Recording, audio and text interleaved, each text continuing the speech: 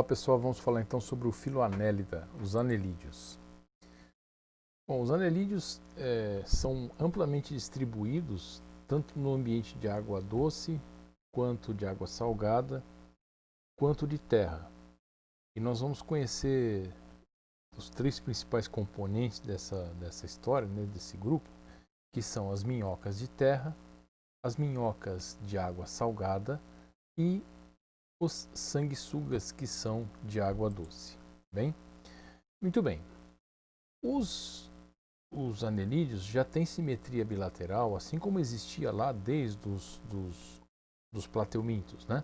São triblásticos também, protostômios, mas o que inaugura o grupo é a presença do celoma. Nós já demos uma aula sobre celoma quando nós falamos sobre a embriologia. O que é o celoma? É uma cavidade totalmente revestida pela mesoderme, onde alguns órgãos vão se desenvolver. Então é o primeiro ser na escala evolutiva a ser celomado. Guarde isso, viu? Isso é bastante importante, cai muito nas provas. Os anelídeos são os primeiros seres celomados da escala evolutiva.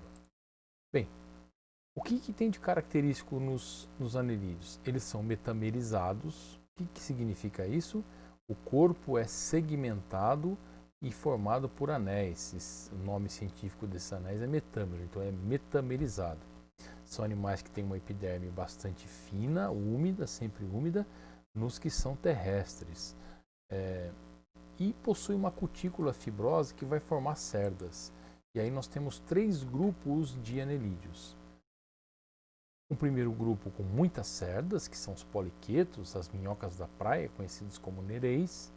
Os oligoquetos, que são as minhocas comuns, as minhocas do solo, que tem poucas cerdas, oligo é pouco, poli é muito, e as que não têm A, prefixo A sem cerdas, são os irudíneos, são as sanguessugas. Bem? Os poliquetos são as minhocas da praia.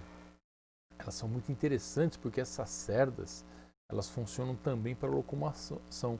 Lembram pezinhos, por isso as cerdas são chamadas de parapódios, pó dos pés, né? Os poliquetos, muitos deles são sésseis, ficam fixos, outros ficam enterrados na areia. São as minhocas da praia que são muitas vezes capturadas para pescaria. Não sei se vocês já viram na praia as pessoas capturando minhoca, né, para pescar. Minhoca da praia, não a minhoca do solo.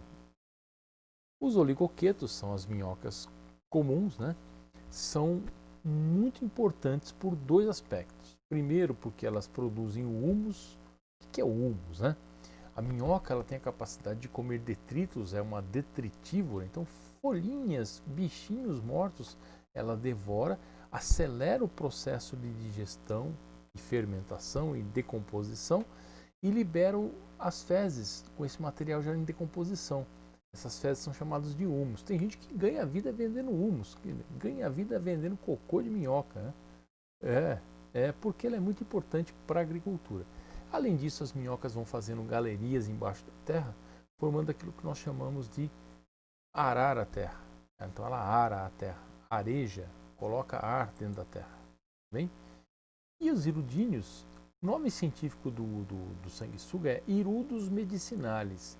Medicinales já é sugestivo, quer dizer, os sanguessugas sempre foram muito utilizadas na medicina, seja como tratamento estético, tratamento de recuperação de feridas. Os irudíneos produzem uma saliva que é altamente anestésica e anticoagulante, de modo que ele pode ficar sugando o sangue do indivíduo durante muito tempo, sem que o indivíduo sinta e sem que coagule o sangue, né? Então ele pode aumentar o seu tamanho e seu peso diversas vezes de sangue sugado da vítima. Tá bem? Bom, os anelídeos, de um modo geral, eles são cilíndricos e afilados nas pontas, né? Corpo formado por metâmeros, como nós dissemos, e com algumas cerdas. Tá bem? O revestimento dessa epiderme é fino, sempre cheio de muco, porque a respiração dele tem que ser cutânea. A locomoção dos anelídeos é um caso à parte, é muito interessante, porque como eles têm musculaturas longitudinais, cilíndricas e transversais, ele se locomove de modo muito interessante. As minhocas por contração e relaxamento e os sanguessugas por um processo chamado med-palm. Olha que bacana, tem um vídeo aqui que mostra isso para vocês verem. Queria chamar a atenção de vocês da pontinha aqui, que vai ser um assunto que a gente vai falar daqui a pouquinho. Essa pontinha na minhoca, na boca da minhoca, chama probóscide, tá? Olha lá, probóscide saindo. Mas olha os anéis e olha o movimento, né, de contração. E o med-palm, né, que é um movimento comum dos hirudinhos. Tudo bem. Bom, as minhocas têm tubo digestório completo, tem boca, tem ânus, né? Faz uma digestão extracelular, mas a digestão extracelular não é novidade, né? Isso já estava lá atrás. O que é novidade?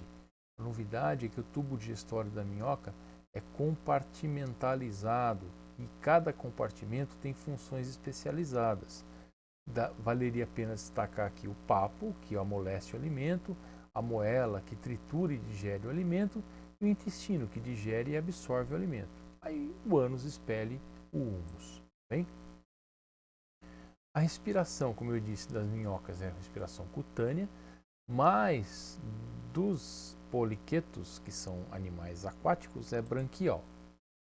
As minhocas, guardem muito isso, as minhocas são os únicos invertebrados, verdade, tem lá um grupo de moluscos que também tem isso, mas as minhocas são os únicos invertebrados que têm sistema circulatório fechado, é o único grupo que tem sistema circulatório fechado. E mais do que isso, eles possuem hemoglobina, que é o pigmento que transporta o oxigênio.